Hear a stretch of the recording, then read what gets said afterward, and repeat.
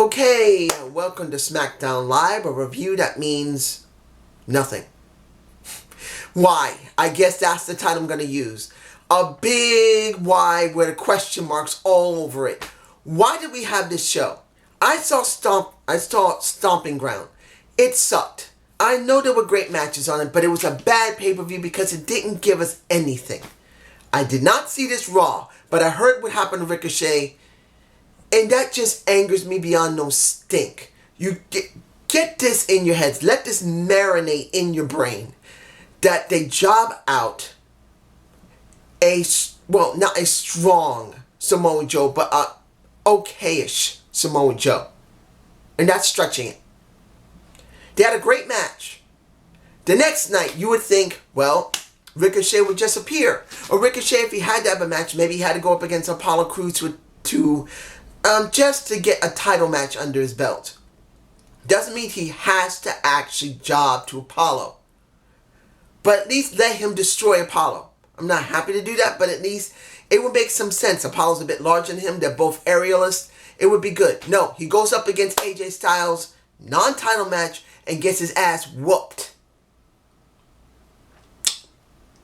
Yeah. Really? You're going there. You're actually going to give a guy that is well known to be one of the best aerialists in the business. You let him finally get the title. You let Triple H actually give him a hug. And all the former NXT stars say hi and congrats. And the next night he jobs to AJ Styles, who's never gone to NXT. Why? Why even do it? Why did you even give him this freaking match? Why did you even let AJ do this to him? It's dumb. Let's move on. This show is a big why. It doesn't matter what you say as to why. Why was this show in existence? Why did they go down this route? Why did they go down that route? It doesn't make a difference. This is just a why show. Let's go through the numbers here. Ember Moon versus Sonya Deville. Now, I could understand that they tried to incorporate Ember Moon's love for comics. And supposedly she likes being by herself, which she really doesn't. Because if you've seen some of what's on WWE, she's very good friends with Alexa Bliss.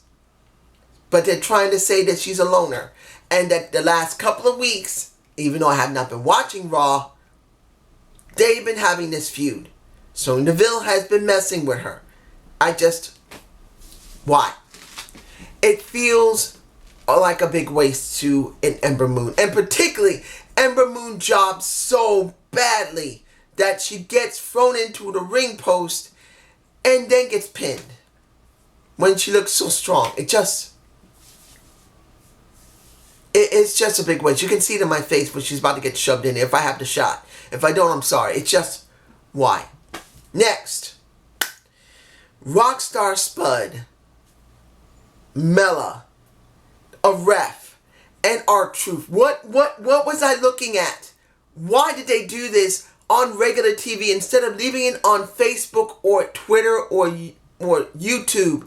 It would have been better if it was on Facebook. It would have been better if it was on Twitter. Well, let's do YouTube and Facebook. That would have been the best place to put it. Basically, you got Rockstar Spud. Not calling them, I'm not calling him that guy anymore. I'm not calling him that. I know his other name. I'm just not doing it. But Rockstar Spud, pretty much with Renee Michelle, the most gorgeous woman. I would marry her 100 times over and an extra day. She's that incredibly gorgeous. They have this stupid segment of them getting married. Truth goes to the wedding, pins him, and now his marriage is over. And it's like, really? Why are you putting this on TV when you should leave it where it should be? On Facebook, on Twitter, on YouTube. Leave it there. This makes no sense to be doing it here. It doesn't. It's not like a regular title. People are chasing after... I don't even need to fully explain what happened with Rockstar Spud. Pretty much saying, you ruined my life. I hope you're happy. Truth saying, get a ref, I'm sorry. And then said, psych, I'm running. With Mela. You know what I like to see? I like to see Carmella kiss R-Truth on the lips, saying, honey, we're dominating. And she kisses him. Let's see how Corey Graves handles his new woman kissing R-Truth. To be honest, it would make best sense. You know why? Because they're running around so much. And Mella's saving him. And they gotta have feelings for each other. He's gotta kiss her, at least on the cheek. Saying, Mella, I love you. Thank you for helping me. That makes the best sense. Let's move on. Nikki Cross versus a Bayley. This is the one I had to get out now because it's making me angry. Why? Why are they going down that route? You give Bayley the SmackDown title to make her completely irrelevant. This is what she is. She's irrelevant. Because this is not about Bayley defending her title and looking strong. This is about Bayley having to do something with Alexa Bliss and Nikki Cross, and Nikki Cross and Bayley in their match. Why is Nikki Cross's old music still being used? If you change her personality, change her freaking music. Because she looks stupid with this music when she's not a crazy ass woman anymore, which made her so good. Nikki Cross, the mad woman, the mad Scottish female, basically looks stupid with music that's meant for a mad Scottish female when she's acting sweet, sweet, sweet. At least until she starts getting angry in the match. Was the match okay? Yes, it was fine, but it doesn't matter. She won the match. This isn't about her getting a title shot. This isn't about Bayley looking strong. This is about Alexa Bliss getting another title match, which probably what's going to happen is that Alexa's going to have a problem with oh, I can't believe I'm thinking this, because if I got a picture of both of them together, I hope I do. You're going to sacrifice Bayley so you can start a feud with Alexa Bliss and Nikki Cross. If I'm wrong, fine, whatever. But if that's where they're going, this is so freaking stupid because it makes Bayley a joke. And it just rubs it in her face. Totally. It's just reminding me of what's going on with Sasha. Let's move on. New Day versus the SmackDown Tag Champions, which, unfortunately, the stream kept jumping in and out, so I could not tell what exactly happened. I know New Day won, then Kevin Owens and Sami Zayn comes out and attack, but then for some reason, when I'm able to get the stream back, you now have, well, I didn't get a chance to see it, you got New Day and Heavy Machinery dealing with the SmackDown champs with Owens and Sami Zayn. Where did Heavy Machinery come in? Why did they do a tag match? A 8-man tag? Why?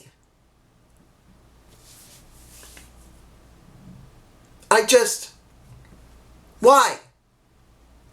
And if I remember correctly, the faces win. But what does this mean? Does this mean that Otis, and I forgot the other guy's name, from Heavy Machinery, I don't watch so much, but does this mean Otis and his partner is going to get a new title match? Does this mean New Day is going to get a title match? I don't know. I don't know. This just seems so convoluted. You got 4 teams that are doing absolutely nothing. This doesn't feel like a tag division. Particularly if I'm right. When it comes to Extreme Rules, you want to make a bet, they're going to either do a ladder match with all 4 teams, or they're going to do a tornado tag. Which some people would say would be great, but in this situation, it doesn't feel right. You need a one-on-one. Just me. Okay, the vid pack with Mustafa Ali. What the hell is going on with Mustafa Ali? I don't know. He supposedly sounds like he's the new Hurricane, saying, I'm going to be defending the innocent and the weak against the ones who do evil. What? What does this mean? Is he going to be the new Hurricane? I don't know. Miz dealing with, I thought Miz was going to have a feud with Elias, because he went to where Shane, and let's put this in perspective. Shane said in the beginning of the show, in the back, anybody messing with me right now, I'm pissed off. Anybody bothers me, I'm going to make you suffer. So the Miz comes, he talks to Elias, he says, I want to end this now. You tell your boy, I want to end this now. So Elias tells him, and guess what? The first of the 2 out of 3 falls happens. And what do we get?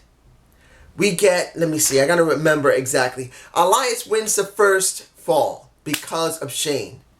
Miz wins the second fall because Shane disqualifies the entire match. He DQs it because he wants to beat up on the Miz. Then Elias wins the next fall. And after that, the Miz is very abruptly got his ass handed to him with a coast to coast. He's now done. What does this give us? Nothing. Why did we even do the Miz? Why? This doesn't make any sense. You already ended it with the Miz already. So why did you drag this out again? It doesn't really make Elias stronger. It definitely doesn't help him. And you could say it helps Shane, but how does it help Shane? How? He's already gotten his ass whooped by Roman Reigns.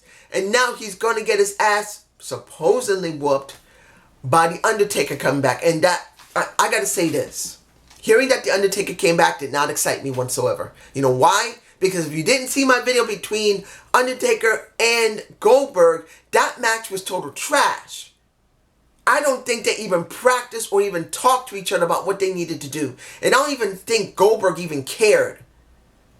I really don't believe he did care that much, because if he did, he would have came out with his music and with the sparklers properly. He didn't even come out with the sparklers properly. He didn't act like he normally did, like breathing freaking fire.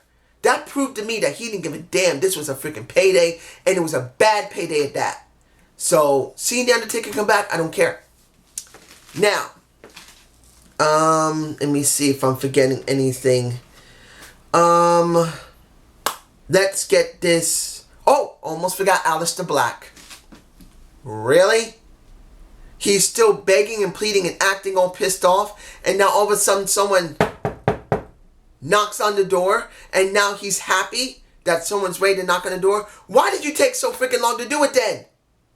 Either you give somebody to him, or him just going out saying it in the ring. Why didn't they just let him go to the ring and say, I'm waiting. I've already done these videos. I've already stated, I'm waiting for someone to show me that they got the balls to face me. Wouldn't it have been better for him to say it in the ring? Nope. Now someone knocks on the door and now he's ready. Really? Finally, the last match. If I'm forgetting anything, I'm sorry. And I don't care. Not because I don't care about you guys, but I don't care about how this show was because it was stupid. 2 out of 3 falls. Cody versus Dolph. I didn't expect Dolph to win here. Legitimately. They had a great match at Stomping Ground. But I didn't see him winning here. And Dolph did not win the first round. It was Cody so quick. Dolph won the second round. I know that because they said it, but unfortunately the stream dropped again, so I didn't see the actual parts of that match. Then Cody won again. Now, admittedly, I thought that Samoa Joe was going to attack him, but he never came out. So what do I think about this show? I think, what? This was not a good show. This show was trash. And I know people are going to say, well, the matches were good. There's only a certain amount of time. Let me rephrase that. You look at a wrestling promotion. You can have huge amounts of great matches, but they gotta lead somewhere. You have to have some storylines, but if they don't lead anywhere, what's the point? You gotta have both of them to at least give you something. But if you don't have either, what do you really have here? A glorified amateur wrestling with really, really, really bad writing that even is not even showing. You're paying for, and repeat this, you are paying, if you got the network, $9.99 or for whatever amount, you're paying for the network for very bad amateur wrestling and no storylines. And some high flying, because remember, WWE does not like them high flying a lot. This show is garbage. I'm still going to watch Extreme Rules to see how far they're going to fall. But this is just sad. It's making me want to stop doing SmackDown Live. I'm legitimately really thinking about stopping. I've stopped Raw.